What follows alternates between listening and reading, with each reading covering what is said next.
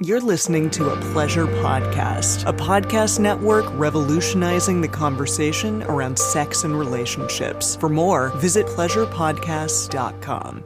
I should open my own therapeutic school where it's about being the patient's enemy the whole time. Well, I feel like that's the model we have from our old movies, right? Is that the therapist is there to like doing that. tear you down, right? Yeah, like pick you apart, destroy your life. Because you're projecting all this onto your mother and yada yada yada. Exactly. That's true. Yeah. That's true. Okay. All right. So you're going to bring that back, Dedeker. I'm bringing sexy back with the intense, combative, angry therapist. Yeah. Welcome to the Multiamory podcast. I'm Jace. I'm Emily. And I'm Dedeker. We believe in looking to the future of relationships, not maintaining the status quo of the past. So whether you're monogamous, polyamorous, swinging, casually dating, or if you just do relationships differently, we see you, and we're here for you.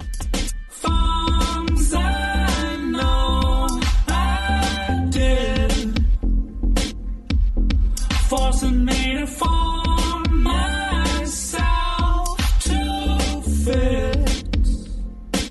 On this episode of the Multiamory podcast, we're talking about therapy. Should you go? What kind should you do?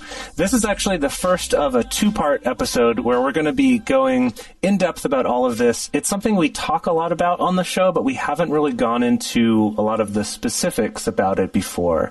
So in today's episode, we're going to be focusing on some of the things that can hold you back from going to therapy, as well as talking about the wide range of different types of therapy that there are, as well as some of our personal experiences with different types of therapy. And then next week, we're going to be getting into considerations for how to choose a therapist, what type of therapy might be most effective for you, as well as some resources for going about finding things like non-monogamy supporting therapists or LGBTQ therapists or things like that.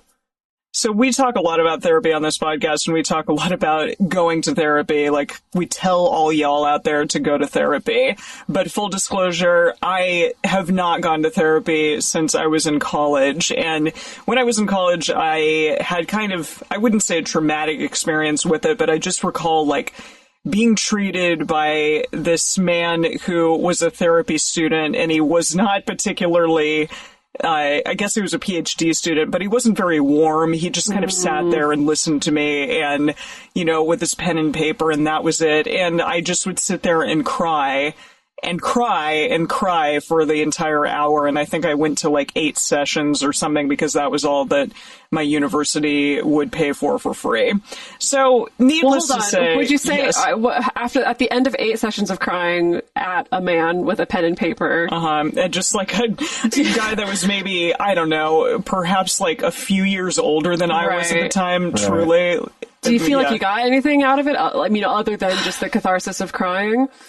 I don't think that he told me to do anything in particular. I really think that it was just like catharsis of crying and just like telling someone what was going on, what has happened in your life. And it didn't feel particularly productive.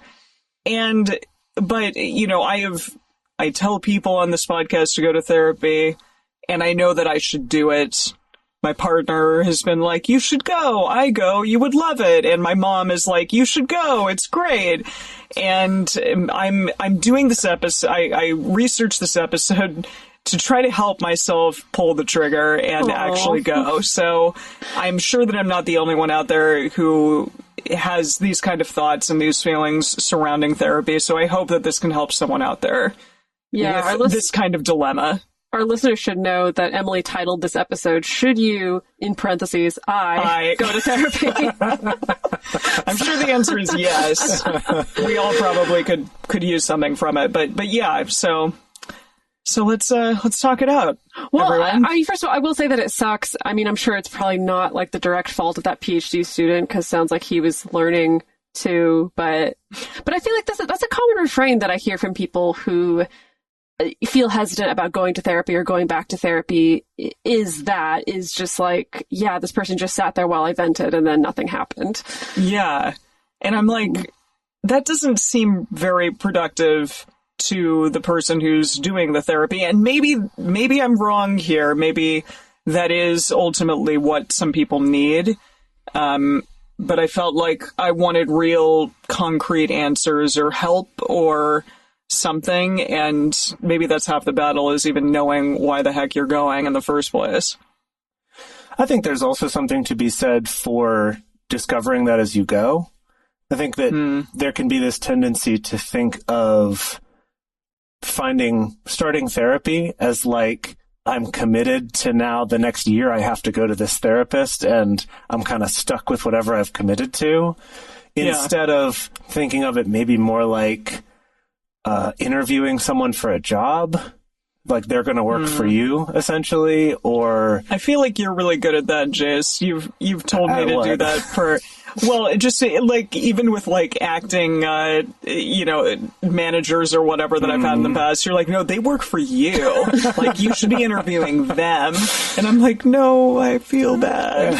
So... Yeah, Emily, I feel like over the course of the show... I mean, the three of us, I think, have helped each other grow in so many ways, but I feel like seeing you step into more of your boss energy is something that's really exciting to see. Yeah. Thank you. I appreciate that. I'm glad to hear that. Well, can we talk about some of the most common reasons why it is just inherently difficult for some people to feel motivated to go to therapy or seek out therapy? So we have this list of 9 things. Maybe it'll expand from here. I feel like 10 is a good even number, but whatever. Okay, but before we get to the end of it, maybe we can think of 10. Yeah. Yes, exactly. So, okay, here's some common excuses, including many that I have used, and we're going to go down the list, and why don't I say the excuse, and then you two can kind of be like, no, this is, here's the antidote to that, or something. We'll see how it goes. We could just discuss it. Yeah. Yeah, so a really common excuse, and one that I have definitely used in the past, is that it's too expensive. I don't have particularly good insurance, so I did once upon a time look up, like, therapists that take my insurance, and I called quite a few, and none of them were taking any new clients. Right. Yeah. So that's the thing, is you're not wrong with that excuse necessarily. Yeah. It's expensive. It is expensive, I mean, and that's maybe kind of a blanket statement, but I'm just like, I feel pretty close to being like, yeah, this is just kind of objectively expensive for, I think, the majority of our population, if you don't have an insurance plan that can cover it. Of course, there's a lot of alternatives that you can look into. Later in the episode, we're going to be talking about, things like apps and things like that. You can look into group therapy. You can look into therapists if they don't take your insurance, if they take reduced rates, or if they do sliding scale, stuff like that. So there are options for sure. But yeah, it makes sense that that's often the initial prohibitive obstacle that prevents people from wanting to go to therapy. And I feel like I'm going to use this sort of analogy a lot in this episode, but I think the same thing can be said for a lot of different wellness-based things. Like if you think about something like massage, for example, that it's like, yeah, I would also argue massage is just objectively expensive to do regularly. And same with, you could say that about a lot of different things, like having a gym membership or going to yoga class or buying supplements that you take. There's like a lot of different sort of wellness things that do cost money. And so, yeah, there is a certain amount of just having to decide what's worth it to you and what are your priorities for how you spend your money. I will say that a lot of times, if there's something that I've known I needed, like times when I'm like, gosh, I'm like really having a lot of pain and I really need to be having some kind of regular massage or physical therapy or something, like I know that I need that and I just keep not doing it because it's expensive. Once I've finally been like, okay, I just need to do it and it's going to suck for a while I'm paying this, often I find that cost isn't as bad to pay as I thought it was, partly because I can tell that I'm getting a benefit from it, so it doesn't feel like I'm wasting money. So I don't know. That's just something to throw out there as something to think about, I guess. That's like, yes, it costs money, and it's more just about, is that worth it? Is that wellness worth it right now? And I guess it's, as so many things that I read said it's an investment in yourself, and that is a really important thing just in the long run, because maybe it can help you with things that may have come up even later on down in your life. So yeah, perhaps it's a really good reason to start now as opposed to waiting to do it later or never doing it at all. Yeah, so absolutely. Okay, the next one is, I would rather talk to my friends and family about my problems, or to all you out there, dear listeners. I would just rather use a podcast to talk about everything that's going on. Well, and it's interesting because I definitely have done that over the years, / just have been like, well, I'm learning so much on this podcast by, doing all the research that we're doing and learning stuff from you two, and that should be enough, What, Emily, what makes that one hard, if I could ask? That idea of reaching out to someone besides just your friends and your family. That's a great question. I'm not quite sure. I think, you could tell that one really got you, and that surprised me, actually, and I was just curious. Maybe because I feel like I should have the fortitude to, deal with it on my own. Oh, gosh. Wow. You want to talk about that and the baggage from that? I can talk for hours about that. Sure. All right. I mean, that this first episode of our 5-part series on feeling shame about seeking therapy. Oh, boy. Yeah. Well, I think that actually leads to one of the excuses that I wrote down that I've used myself is sometimes you can come from a background, a family of origin, or a culture or a friend group where no one really has experience of going to therapy, or there's very much a narrative around, you pull yourself up by your own bootstraps and you bite the bullet and just do what you have to do. You know, I know you and I have already talked at length about coming from moms who are kind of like that, kind of this sense of just okay, just nip your emotions in the bud. We got to just get shit done. So yeah, I know for me, that kept me out of seeking help for a really long time, because there is this strong narrative, you should be strong enough. You should have the wherewithal to deal with all these things. Yeah.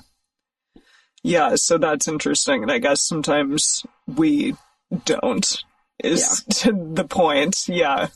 Yeah. And that's also not a failing either. Yeah, and that we shouldn't have to put that on our friends and family. It's their responsibility to help you or fix you. Having an actual third-party involvement in these types of things is really beneficial, because they don't necessarily have that sort of care and love for you in the same way that your friends and family do. Or you may just not have friends and family that you trust enough to That's true. talk about what's really going on with you. Or I mean, even if it's not that extreme, but it could be that you can't, you don't feel like your friends and family could be objective about something, Sure. Maybe they really don't like your girlfriend. And so it's hard to go to them for advice, because that that's coloring how they're going to respond to you. And so you don't feel like you can get an objective sense of what's going on. Absolutely. I also, to go back to the analogy of other types of wellness going on, it's it's when Dedeker has, where her feet are cramping or hurting, she can ask me hey, could you do some rubbies tonight? And it's sure, I can help with that, but I'm not a reflexologist. I'm not a physical therapist. I'm not I could help a little bit, but if she's really every day I'm having trouble with this, the answer is to go to someone who is an expert in that, someone who is trained in it, who can make more educated recommendations, help you know what's going on. And, you could say the same thing about any sort of physical ailment. We get that. Yes, your friends can help you walk off your twisted ankle, but they're not going to be able to reset your broken bone in your leg, right? Sure. That's one thing. That's a really good point. Or, with something like a chiropractor, it's your friends could crack your back for you, but if you really want someone to get in there and adjust your jaw bones and neck bones, it's maybe go to someone who's had some more training and insurance and stuff like that for doing that type of thing. So absolutely. I think there's that. And then also just, it's like, yeah, maybe your friends can help, but it's also tough to always be asking them to, just in terms of putting that extra, like asking a lot more from them, I guess, of their emotional energy. Totally. Yeah. Yeah. Another one is I don't have enough time. Yeah. Yeah. Before even Yeah, though I've used it's that one classic. a lot. Yeah. Yeah. It does take a time dedication, I mean, it depends on the kind of therapy that you're going to and what your reason is necessarily, but it is the kind of thing where often you get out of it what you put into it. Mm-hmm. And often that's investing time, investing time and showing up. And so it is also the kind of thing where, yeah, you do have to kind of make that time and defend it as well. Yeah. I feel like the not enough money and not enough time to me feel very similar, usually because I've used the two at the same time in the past when there have been times when I knew that therapy would help me and I just kept not doing it. Those are two of the big ones for me that was like, well, no one can argue with that. I just don't have time. I just don't have money.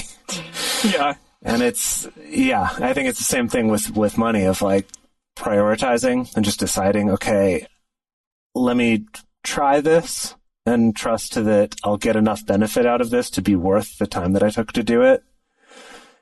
And we'll talk about this a little bit more later, but maybe that would involve going to a few different therapists to find the right one for you, or trying one for a little while or something. So I don't want to say like, oh, it's 100% going to like double your efficiency with the rest of your time after one session.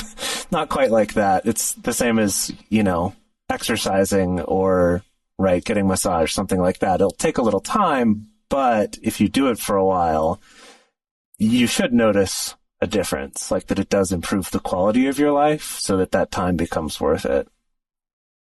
How about I feel awkward telling my problems to a complete stranger?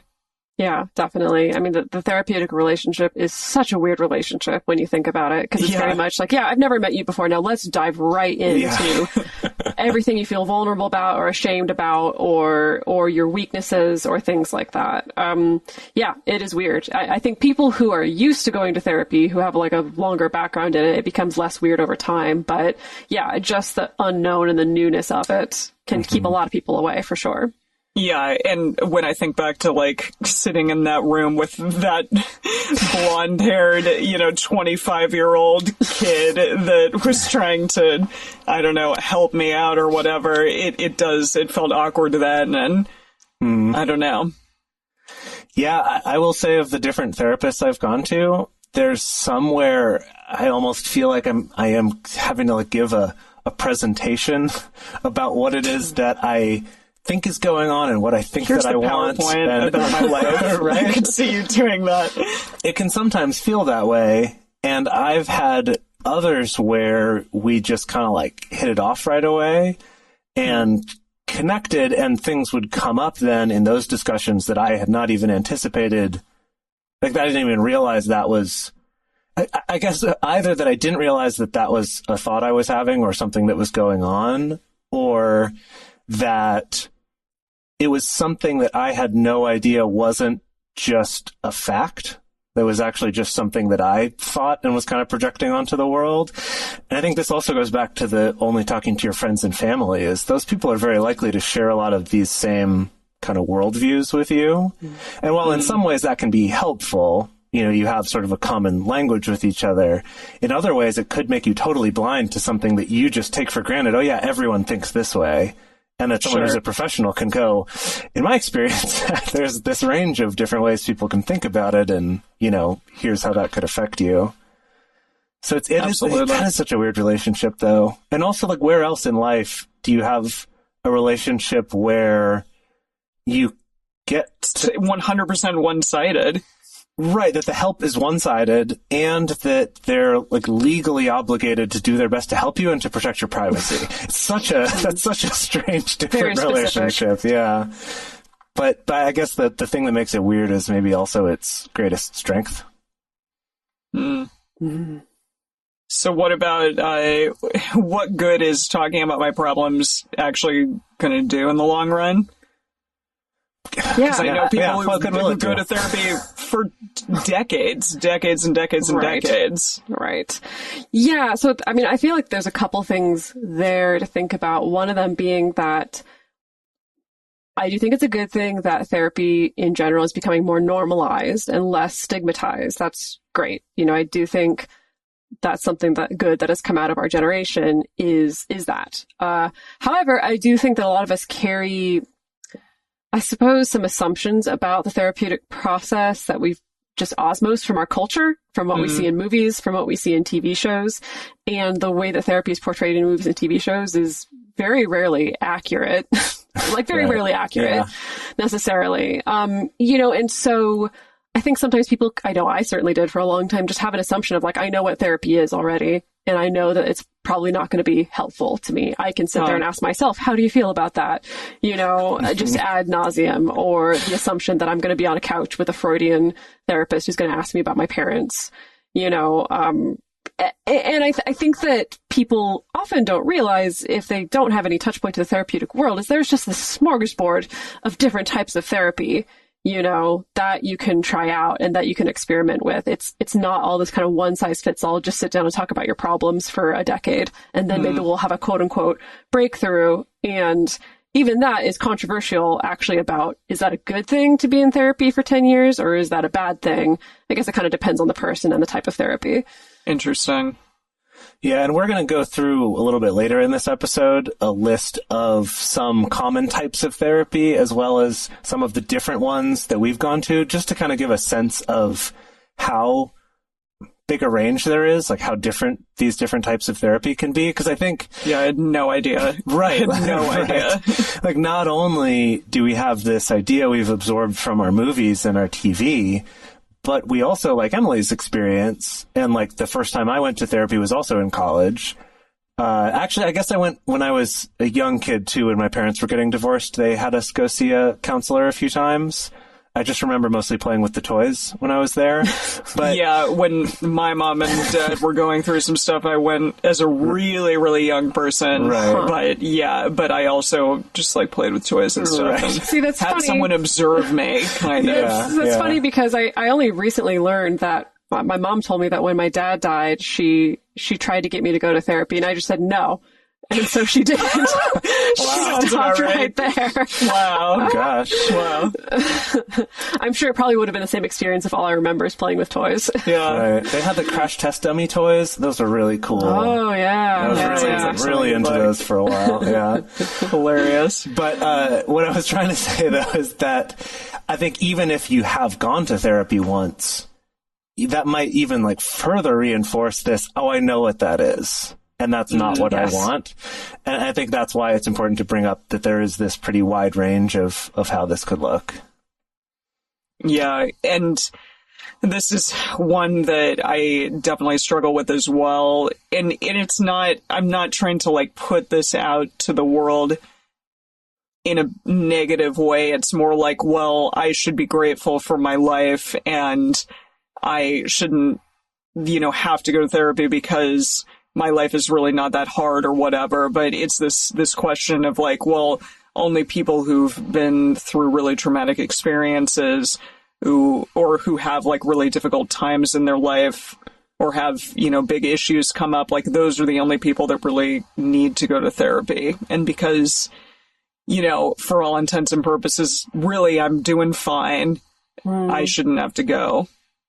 Yeah. I think that's a product of just a long history of first of all, mental health issues being really stigmatized in general, or mental health care being stigmatized. And then we create this association of, well, someone has to be really messed up to go to therapy, and I'm not that messed up. It reminds me of, I think this was like a year and a half ago or so, that for our patron group for the podcast, I ran like a trauma-informed polyamory discussion group. And leading up to the discussion group, like so many people reached out to me to be like, I really want to attend. This sounds really cool and sounds really helpful, but I don't know if I'm quote unquote traumatized enough to attend. Yeah. And it sounds like a joke, but it's not. Like that really is how you can feel. Yeah. Yeah, very much so. And, I had to assure people, I'm like, doesn't really matter. If you feel like this could benefit you, then show up. No one's going to make you prove how traumatized you are or not, and no one's going to be putting you in a ranking system necessarily. Like with the last episode that we did talking about capital T trauma versus little t trauma, and I'm like, I guess I've had things, I don't think that I've had anything that qualifies necessarily as big capital T trauma, so should I even... I mean, I don't want to go off on a whole tangent on trauma, but just to put it in a nutshell, at least the school of therapy that I come from, which is somatic experiencing therapy, the belief there is that, trauma is very much in what your experience was, as opposed to what the event itself was. It was like how your nervous system coped with it versus what was actually happening, because nervous systems react to things differently, and especially if things hit you at different stages in your development, it can hit you differently. So yeah, that's a good point. Yeah. Yeah, and I think also something I've heard from a lot of people, particularly with couples therapy, is couples who go to a couples therapist when things are still pretty good, but it's like there's some things we kind of want to work out, or we just want to be sure we're on a good track. That almost universally the reaction they get is, that's awesome.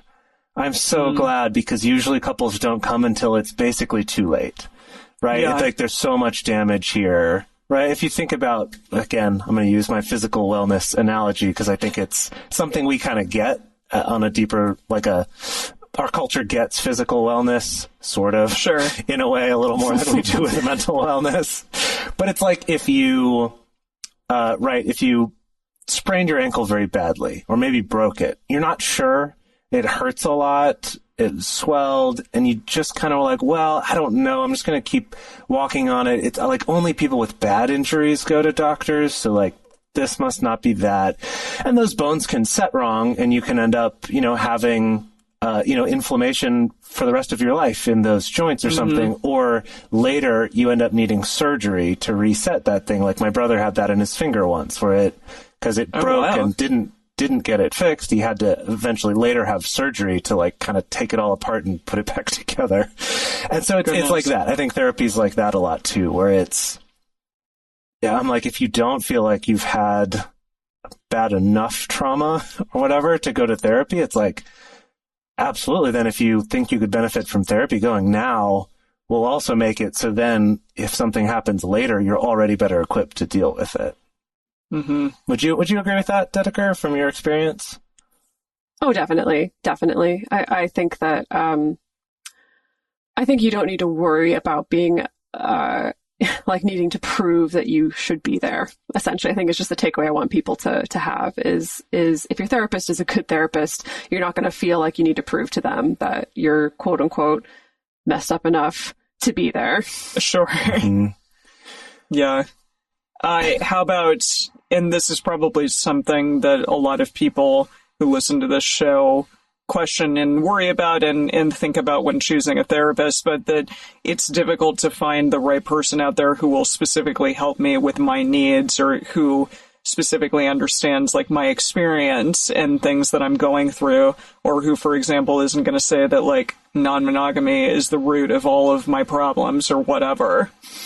Yeah. I've struggled with this one before, for sure. Yeah, sure. We'll talk about that later in the episode, because there's just so many things that you can filter for and look for when you're finding a therapist, such as, are they going to understand my racial background? Are they going to understand my cultural background? Are they going to understand my trauma? Are they going to understand my gender, my sexuality, my relationship status, things like that, and not judge me for that, and not oppress or marginalize me in big or small ways, in that way.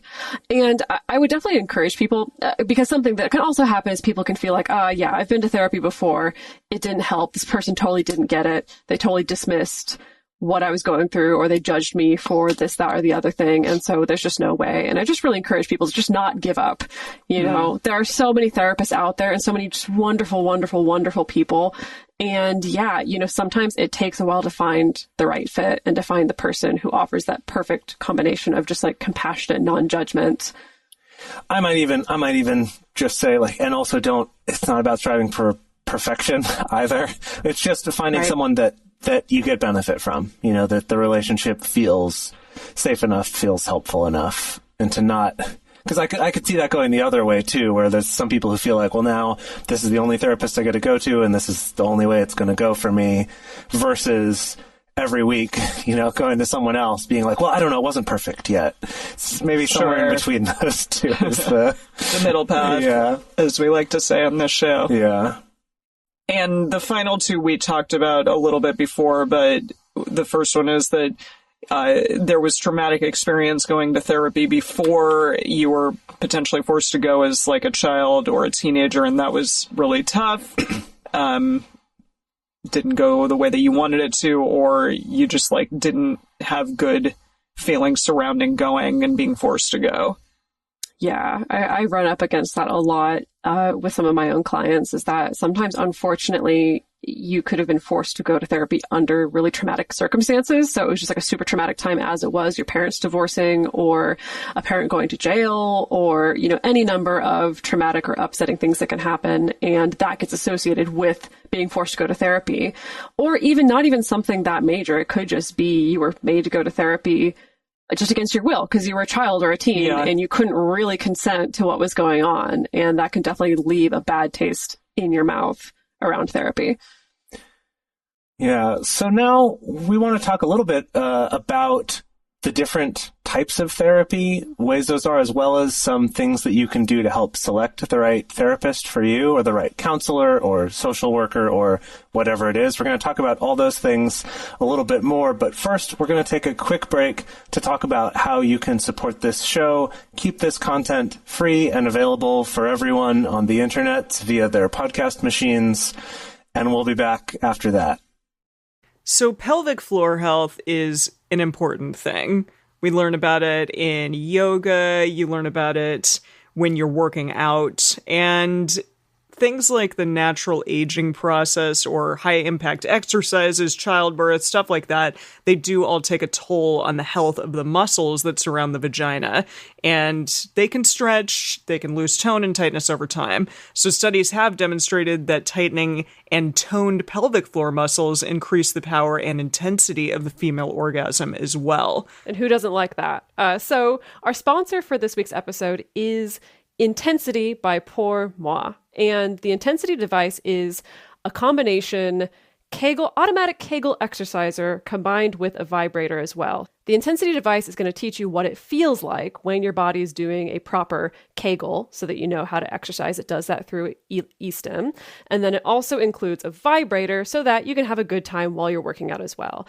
It's manufactured to medical grade standards. I know that if you notice that when you're shopping for vibrators, a lot of them are manufactured kind of cheaply, or they're manufactured overseas, but their manufacturer actually has medical roots, and they manufacture a variety of FDA cleared devices to support pelvic floor health and cure things like incontinence without surgery or pills.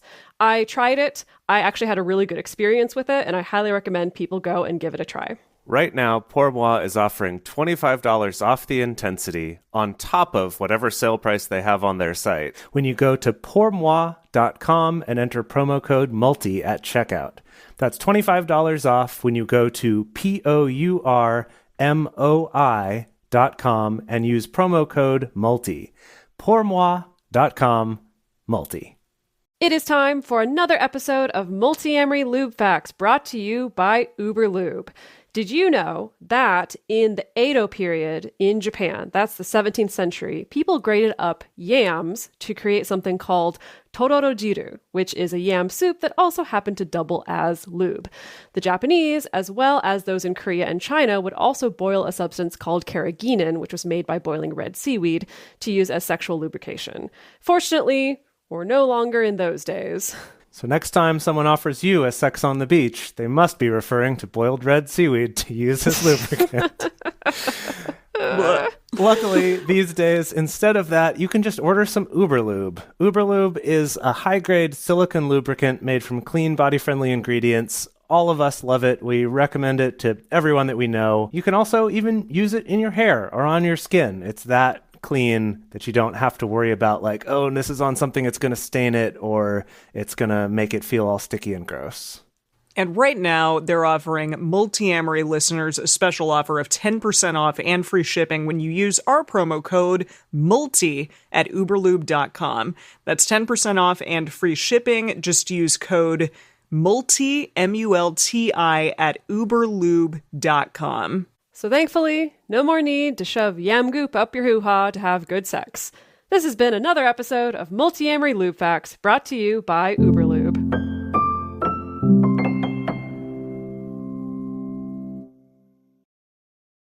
Since the beginning of this show, it's been really important to us to make these resources and this information available to as many people as possible.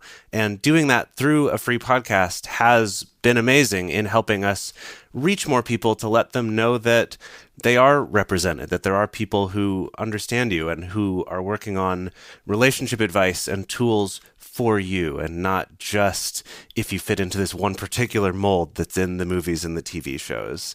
And over the last 5 years, we've been able to grow that reach to so many more people. It's been really amazing. And that's been almost entirely possible just because of people supporting us at patreon.com/multiamory. Something that's been really beautiful to see is that also in our Patreon community, some of our listeners are able to, for the first time ever, access a supportive community and a support network. We have a lot of listeners who are in remote areas who don't necessarily have access to a supportive community, and our Patreon community has been able to give that to a lot of people, which is really wonderful to see.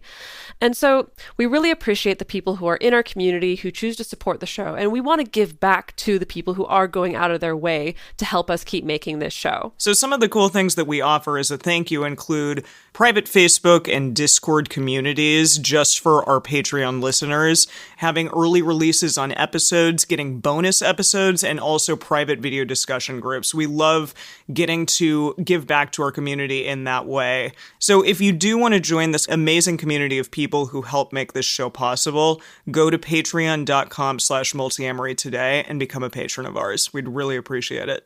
So there are a lot of different types of therapy, right? Emily, when you were looking up this episode, you said that on Psychology Today, they had a list of 65 different types of therapy. I counted. Whoa. Yeah. And I think that in itself is good to know, because it's freeing to say, wow, okay, I had one experience. There's 64 other types of experience I could have. I think on the other hand, my reaction is that's overwhelming. I don't know which one I would pick.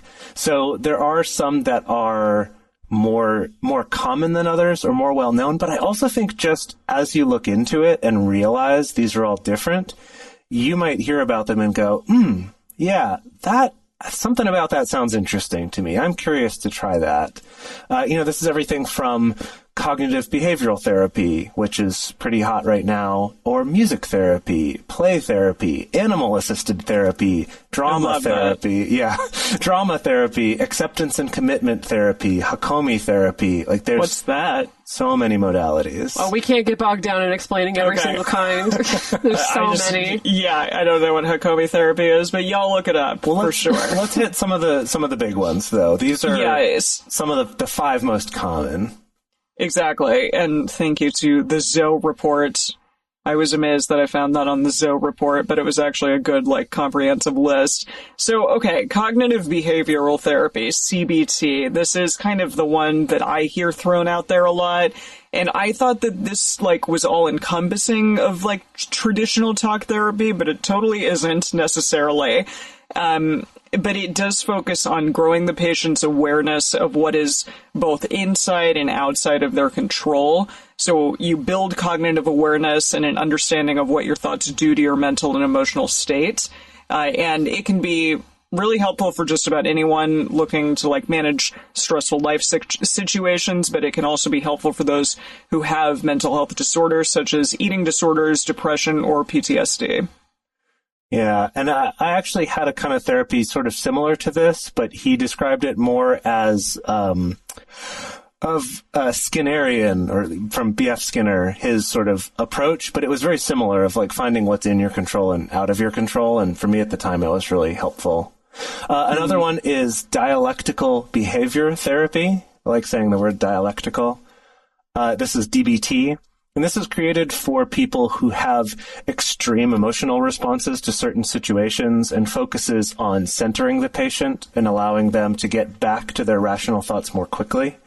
Focuses on mindfulness, interpersonal effectiveness, emotional regulation. It emphasizes essentially the psychosocial aspects of treatment. And so this is especially useful for people with things like borderline personality disorder or other personality disorders or people who attempt suicide or things like that.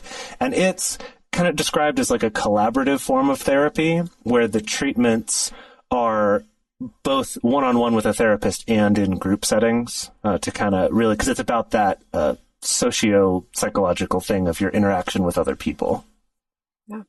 There's also trauma-focused therapy or trauma-informed therapy. So this is a whole group of therapies that are designed specifically for people who have had trauma, like we talked about, capital T trauma, little t trauma, everything in between. So it can be used to treat a major single traumatic event or possibly complex overlapping traumatic events or multiple small events, or things like there are some therapists who specialize even in things like racial trauma, for instance, where you don't have to have a specific single traumatic event that happened, but you just have the trauma of, you know, being born into the body that you were. A lifetime of oppression, and yes. a lifetime of marginalization, you know, that's still considered trauma, an ongoing trauma.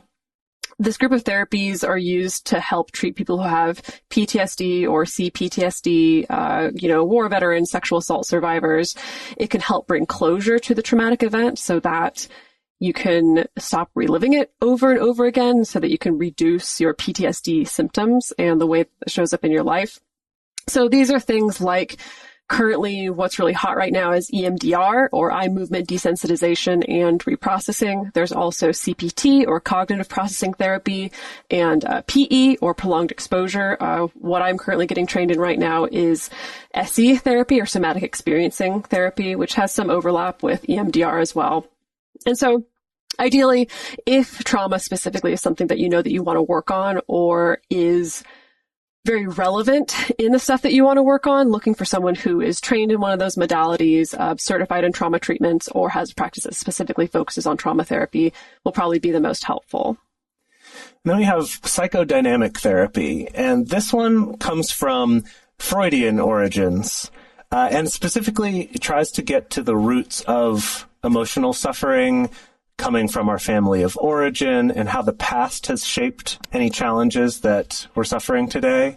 So this is from the American Psychological Association. They say, psychodynamic therapy focuses on the psychological roots of emotional suffering. Its hallmarks are self-reflection and self-examination, and the use of the relationship between therapist and patient as a window into problematic relationship patterns in the patient's life.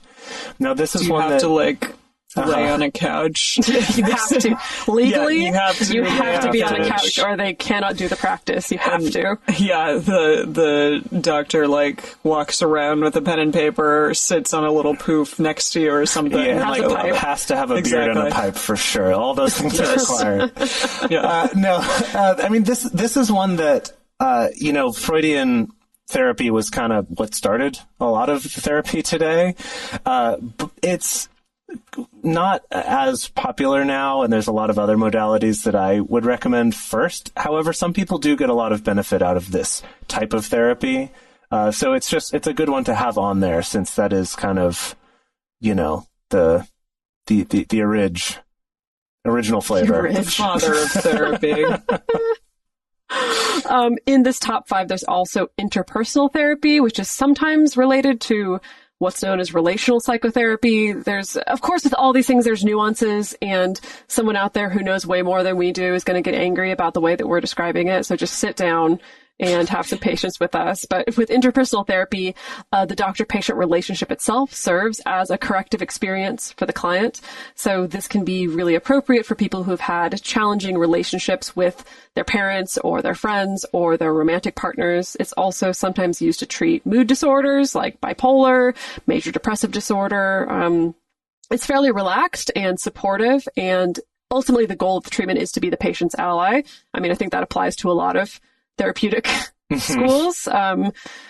Although maybe I should open my own therapeutic school where it's about being the patient's enemy the whole time. Well, I feel like that's the model we have from our old movies, right? Is that the therapist is there to like doing that tear you down, right? Yeah, like pick you apart, destroy this is your life. Because you're projecting all this onto your mother and yada yada yada. Exactly. That's true. Yeah. That's true. Okay. All right. So you're going to bring that back, Dedeker.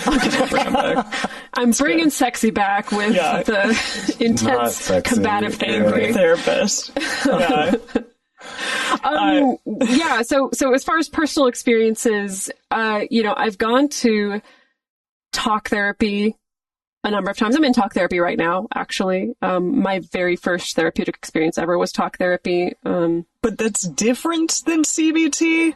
Like, what's the talk therapy? Is it really just like they sit there and you're talking and then they're like, tell me more. No, these are good what do you questions. think of that? These are good questions. What are you thinking about now, that? what does that make you think about your mother? Yeah. Exactly. Okay, well, I don't know. The first time I was ever in therapy in my life was because I just needed somebody to tell me it was okay to break up with somebody. Yeah. That was literally the first reason. I only saw this therapist for a handful of sessions. And so for me, it was very goal oriented at that time. And I was like, okay, I did the breakup and I'm feeling good. And then I was fine. And then I went back to therapy when I started having PTSD symptoms from the abusive relationship. And I went to talk therapy, which I believe was CBT therapy at the time. CBT therapy is else different. That's a whole other, also hot right now. Maybe things would have gone differently if I'd done CBT therapy first. But and I'll be honest, the therapy was helpful in the sense that it helped get my thoughts kind of in the right place, which is very CBT is literally about kind of retraining your thoughts to a certain extent. But it pretty much did nothing for my PTSD, especially the physical symptoms of my PTSD. It felt like everything from the neck down doesn't know it was in therapy. Yeah. Because that's still happening, even though my logical brain can understand things and can understand how I should be feeling about this, but I don't feel that way. So that was what led me to seek out a more trauma-focused therapy. I ended up in somatic experiencing therapy, and that was just like night and day of my experience. Like, can you talk a little bit about what that is? Because I know it's been like so helpful for you. Yeah. So somatic experiencing, there's much less emphasis on sit down and talk and relive the whole terrible story to me. And then I'll tell you what I think and help you through it. Because for a lot of trauma survivors, it's like even just talking about through the whole story is re-traumatizing for some people. And that's why talk therapy can both be too scary to go to and also sometimes not feel very effective for trauma survivors.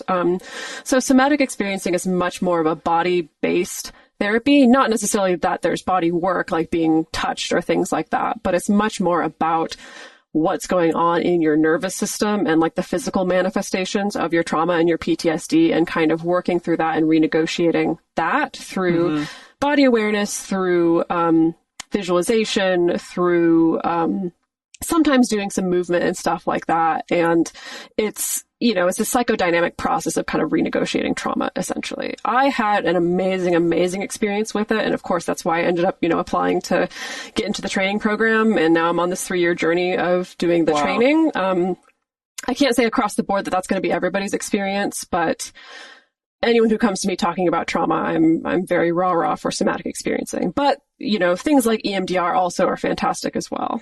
Next week, we're going to continue on talking about special considerations to think about when choosing therapy, how you can go about looking at therapists, what things are worth considering, as well as some resources for ways to make it more affordable or to find people who support non-monogamy or things like that. So we're excited to continue this conversation with you next week. Yeah, it's a big 2-parter episode. We hope that you enjoyed this first part. Thank you all out there for allowing me to get a little vulnerable with you, cry a little bit on your shoulder. I do very much appreciate it. So the bonus episode for this week, we are going to delve into acronyms. little word, little letter game. Letter words? Letter words? No, like things like what does it mean when someone is an LCSW or an LCDC? Not an ACDC, but an LCDC. I have no idea. So we're going to talk about that when you see a bunch of letters next to someone's name and when you want to decide who to pick as a therapist. So we want to hear from you. Have you gone to therapy? How did you like it? Do you still do it now? What has been most effective for you? Do you have any tips about how I can go to therapy and like get over my little worries about it? So let us know. The best place to share your thoughts with other listeners is on this episode's discussion thread in our private Facebook group or Discord chat. You can get access to these groups and join our exclusive community by going to patreon.com/multiamory. In addition, you can share with us publicly on Twitter, Facebook, or Instagram. You can email us at info@multiamory.com. Multiamory is created and produced by Jace Lindgren, Dedeker Winston, and me, Emily Matlack. Our episodes are edited by Mauricio Balvanera. Our social media wizard is Will McMillan. Our production assistants are Rachel Shennework and Carson Collins. Our theme song is Forms I Know I Did by Josh and Anand from the Fractal Cave EP. The full transcript is available on this episode's page on multiamory.com.